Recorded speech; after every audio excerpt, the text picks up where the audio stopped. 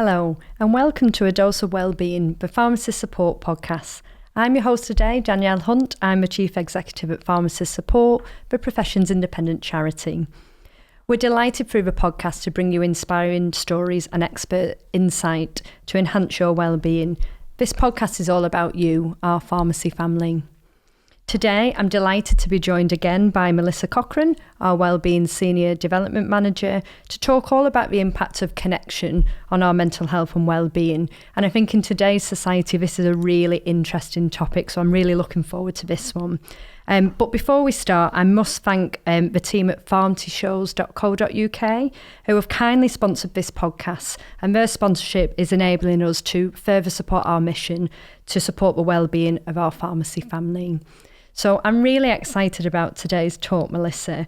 And I'm going to start with a really basic question about why human connection is so important for mental health and well-being.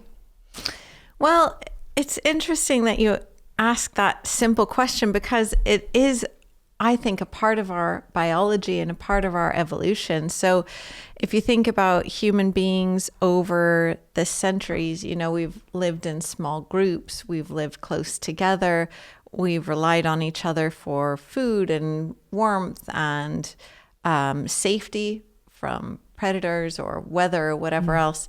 And it's only really very recently in terms of human history that you could live basically on your own and survive. So these days you could live on your own in your house or your flat or whatever, order things in using your phone, you could get your groceries, you could get food, you could get entertainment. But that's not to say that we as human beings are wired to live that way. So we really need human connection to be happy. And in fact, the stress caused by rejection from a group can be more harmful to human health than things like smoking, drinking alcohol, and a lot of those more lifestyle related risk factors for health. So it's really important to understand that loneliness and isolation do come with a very serious physical health cost as well as a mental health cost. We're just not meant to be on our own as we go through life. Wow, that's so surprising when you just said that. You can clearly see being lonely is quite a sad position to be in, but the impact on us, that's really interesting to find out a little bit more. And just thinking about loneliness, can people feel lonely even when they have an extensive social circle? Yeah, I think that they can. So there are probably a couple of reasons why someone might feel lonely, even if they have people around them all the time. And one is that a lot of our blueprints are set up in childhood. So if you had a childhood where you were really isolated, if you were bullied, if you didn't feel like you quite fit in with your family or your community, sometimes we can start to build a view of ourselves that we're lonely or alone. And that can persist even if our circumstances change. So that's one reason people might feel lonely. The other is that maybe they have a lot of people around them, but they don't feel very connected to their social circle or the people around them. So it might be that there are only shallow similarities between the person and their social group, or maybe they're surrounded by people who are a bit different than the ones that they would like to be around. Maybe they haven't really found their tribe, but they're kind of surrounded by a lot of people. So I think those are some ways that can happen. And I'm always quite interested in kind of how extroverted and introverted people kind of deal with loneliness and isolation. You would think extroverted people just have those big networks and are a centre of attention. But do people who identify as introverted still benefit from that social connection? Yeah, they definitely do. I think introverts need social connection and deeper social relationships just like anyone else. In fact, they probably really need those one or two people that they really connect with and have a deeper relationship with. So they might go out with a big group of friends and feel absolutely depleted at the end of it because it's just not the thing that recharges their batteries. So you get an extrovert, they go out with a big group of friends and they come home feeling like energized and excited and they just had the most great night and they're feeling fantastic. And you'd get an introvert and they'll come home and just be like, I need to decompress, like washcloth over the eyes, it's just too much. So an introvert would probably benefit from having maybe a quieter night in with a couple of close friends or even just one close friend. And if they do go out in a larger social gathering, they might need some time to decompress afterwards. So it's always worth the extroverts understanding that about the introverts who they care about. Like if that person feels overwhelmed and needs a bit of decompression time, it's nothing to be offended about, but it's just a part of their makeup and what helps them. But they'll probably have different types of really strong, deep connections with people that are really important. And I suppose then there's an element of being self-aware of what type of person you are, so you know what benefits you, and then you can maybe consider that, because people might not consider that. They might just come home and think, why am I so exhausted from that social, meetup that's supposed to be really positive, and actually they don't feel like that. So I suppose there's an element of like self-awareness there about thinking about what you need, and it's not the same for everyone, I'm guessing. So no, absolutely. And there are loads, if people are interested, you can find quizzes online and stuff like that. Some are probably more reputable than others, but I'm sure that there are ways of establishing if you're more of an extrovert or an introvert, and that could help you. Yeah. So just thinking about if you are feeling isolated, what would you say to someone about kind of what would they do to connect with others? What would be some top tips if you are feeling like quite lonely at the moment? Well, I don't think I'm going to say anything that's really rocket science here, but if you can find clubs and activities that you're really interested in, so say you want to try yoga, I'm using yoga as an example because that's what I did years ago, and I'm still good friends with 3 or 4 people from that particular yoga group. We just happen to build bonds and we still get together. So finding what your interests are could be an allotment, or it could be cars, it could be anything, and there will be hundreds and hundreds of different ways that people can find others, but getting together around interests can be a really great way if you're feeling isolated to find other people. There are things you can do at work as well. So we tend to walk in at work and say, hi, how are you? I'm fine. And that's kind of the end of it. But you could just ask one question more.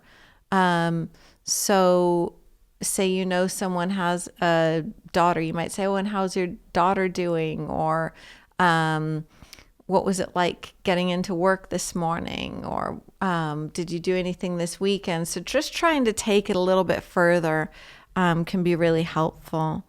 And then I suppose if you're thinking about ways to connect at work, you might think about having a staff team away day so that you're out of the office and doing something together.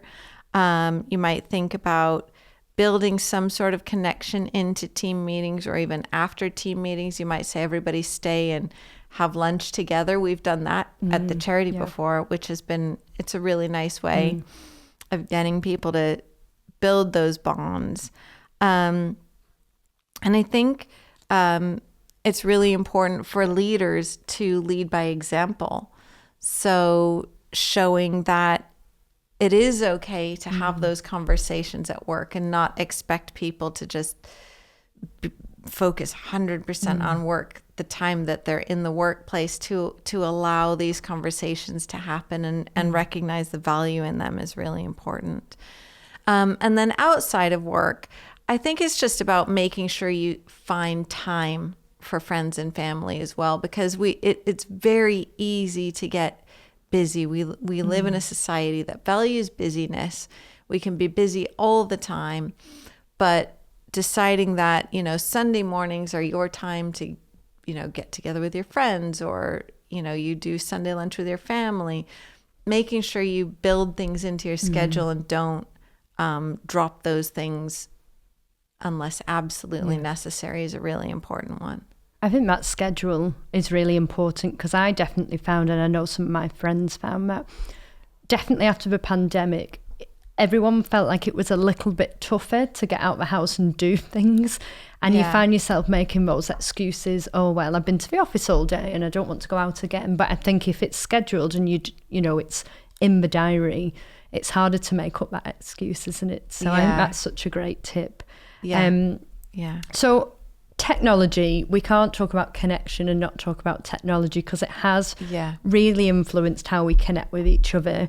And I suppose there are possible positives and negatives to technology and the part it plays in staying connected. Kind of what's your view on how technology kind of plays a part in connection? Well, I think technology is just a tool. So it's really about what we do with it. You know, I live very far away from my family, or on another continent, and it provides a means for us to stay closely connected through phone calls and video calls. I mean, it's incredible these days. I can see my family on a phone call. When I was a child, that would have been fantasy. You know, I had a grandma who lived in another country when I was growing up, and when we called her, it was like you had to say hello really quickly because it was so expensive to do these long distance calls. So it was like, hi, how are you? Yep, we're all good. Okay, talk to you next week, you know, or else it got so expensive. And we don't have that anymore. So you can really nurture and maintain relationships from a distance, which I think is really phenomenal. But if the way you're using your technology is just to scroll through social media, that can be quite isolating, because it might seem like everybody else is doing more interesting things than you, or has more friends than you, or maybe you see that some of your friends got together and you weren't invited. Like, that's quite a painful one. So that's one way that it can lead to us feeling less connected. But it to sort of counterbalance that, if you have an interest that's maybe a little bit of a niche interest, or you live in quite a small town, so you don't have huge numbers of people to draw from to find your people, it can be a way of finding your tribe. So, and that can be really validating to find other people who are interested in what you're interested in. So I think that that's another real benefit. The only thing I would say about technology and connection, the only other thing I would say is that when you get together with friends and family, it can be really worth making sure you make a conscious effort to put your phone away, because there's a lot of research about how even having a phone on the table when you're talking to someone can decrease the feelings of connection between you and that person. And then particularly if you start picking it up, looking at it, texting while you're supposed to be with somebody else, that's a real connection killer. So being really aware of that when you're with people. Yeah, I'm sure most people listening can resonate with that and just feel, you know, sometimes you don't feel like the priority if someone's busy on the phone and keeps interrupting a conversation. So absolutely, we can live without our phones for a small amount of time, I'm sure. Exactly. So you were just talking previously about kind of the importance of connection and how we might do that at work. And I totally agree with you. I think the benefit of building those connections in terms of workplace well-being and being able to kind of be open and honest with each other, particularly when we're struggling, is so important. But let's just think about lack of connection. What can a lack of connection do to a pharmacist's mental health and even job performance if they're not connected with their team? Well, I think social relationships at work are really protective for people. Without them, when you're facing loneliness in the workplace, it can leave you at greater risk of burnout, stress, exhaustion, those kinds of things. So having a team that can really rally around you when you're struggling is great. And not just when you're struggling, but just to like share a joke, laugh a little bit. These things are a hugely important part of our day. So without those things, people probably have lower job satisfaction. They can feel less engaged at work. Their decision making and their concentration can even be impacted by especially if they're feeling isolated or lonely and they're not happy about it. So it's really about how you feel about it. There might be some people who are perfectly happy to go into work, have sort of surface level conversations with people, just get their work done, and then they go home and they might have their social life there. And some people might like to contain work that way, and that's okay. There's nothing wrong with that. But it's really about how you feel about it. So if you have somebody who goes into work and they're feeling lonely, they're feeling isolated, they don't have a team around them, that's what's probably going to impact their mental health more. And we do get a lot of pharmacists telling us that they do feel quite isolated in their roles. Yeah. How can pharmacists working in that type of environment stay connected meaningfully with others when it's quite hard to do so? Yeah, that's a great question. I think if we look back to what I said before about scheduling things in, it can be really helpful to schedule check-ins with your peers, schedule in some time to just be. I think during COVID, we were probably better at that than we are now, because we all knew, like, you were stuck in your house and getting to see your team on Zoom might be like the highlight of your day if you're living on your own. Feels very sad, doesn't it? But we were good at like scheduling in a coffee break together, scheduling in those times to chat because we recognized it was really important. And I think a lot of that's dropped off now. Yeah. So being mindful of scheduling check-ins, chats, coffee times, that can be really helpful. Joining professional networks can be really great. Joining online forums for pharmacists. The PDA and the RPS both have some really good options for pharmacists in terms of networking, finding like-minded people to talk to. We here at Pharmacist Support offer our listening friends peer support service. So if you're really feeling isolated and you're not sure how to connect with people at work, that could be an option to get some peer support. And then engaging in team building activities, making sure that you are providing those as a place of work, making sure that if your place of work is providing them, that you actually take part, and having informal chats are all things that can be helpful. Yeah, I think they are really important, and I suppose it's being mindful of what your team's like and what they might enjoy, because some people see team building activities and just want to run away, don't they? They find that really uncomfortable. So I suppose it's thinking about that for the team. And you mentioned something a little bit earlier about workplace relationship and how leaders need to role model. And it made me think really about how difficult it can be both ways for maybe leaders to kind of let their guard down a little bit, or even colleagues to kind of engage with leaders in that way, because there's a certain dynamic there. Yeah. So I suppose, do you have any tips on how pharmacists can build that supportive relationship within their teams or workplaces, like what they could do to break down some of those barriers?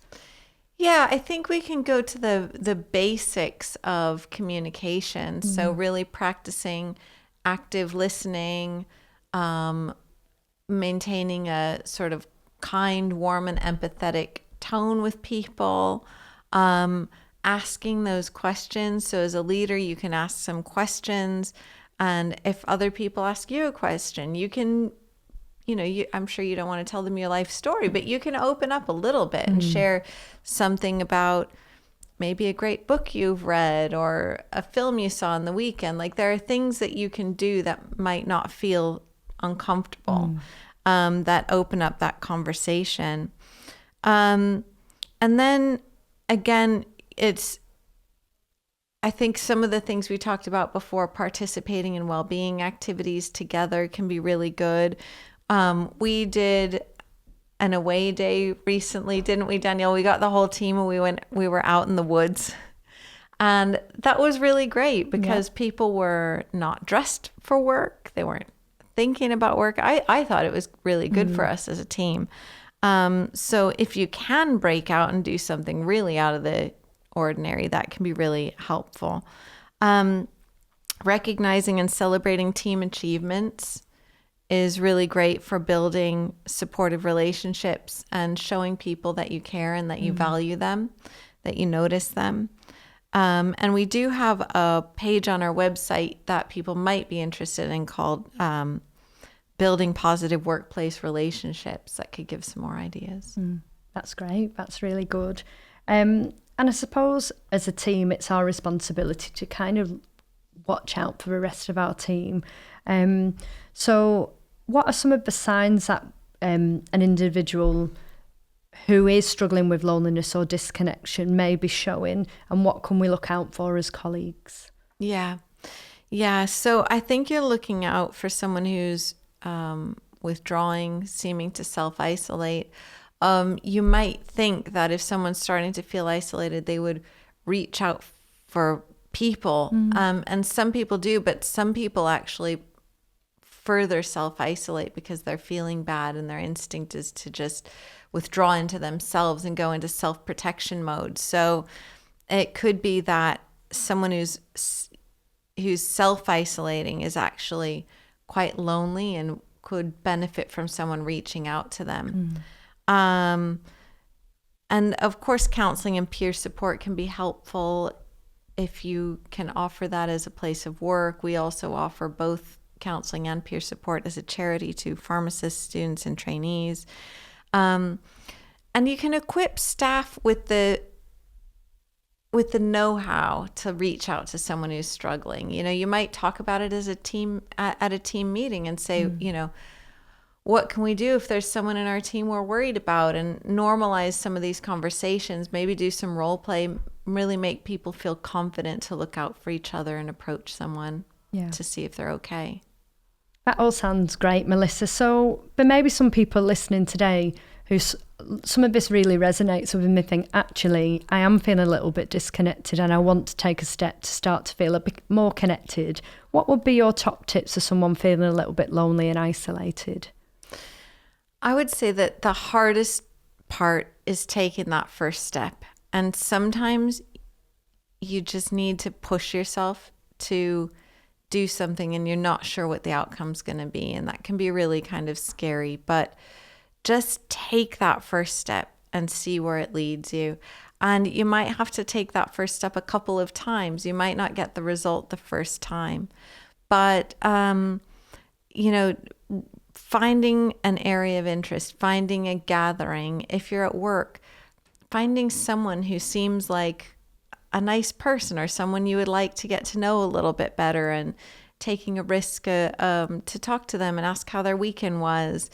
Just taking that first step can be really important. And I would say when you do that, if you can try to focus on seeming warm, approachable, and open, that can make other people more likely to open up to you. So trying to keep that in mind as well, that you might not be the only one feeling nervous here. So if you try to keep your demeanor sort of open and interested, you'll be more likely, I think, to get someone responding to you.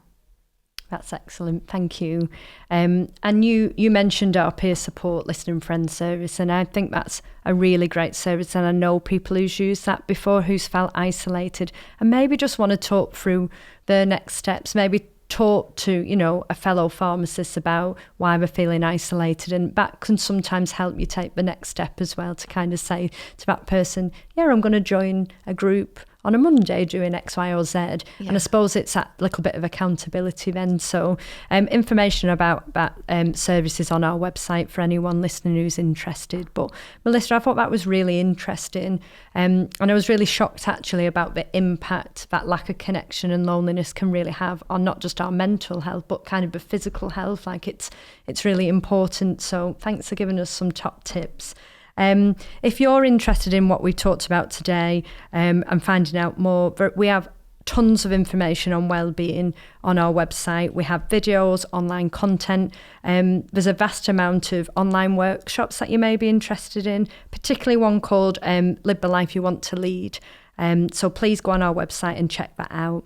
Also, for further information on our support services, you can click on the How We Can Help link in the podcast description. Please don't hesitate to reach out if you feel you may need some support. And we also want to continue to provide these free and confidential services that I've mentioned, and also keep doing the podcast to get information out on the types of support available and to provide you with some mental health and wellbeing tips. You'll find a link in the podcast description and a QR code at the end, which asks for a donation. So if you are able to donate, please click and leave a donation today. It really does help the charity provide our great services, which include our counselling, our peer support that we've mentioned, and also our financial assistance. But just for today, thank you so much for listening, and we look forward to seeing you at our next podcast.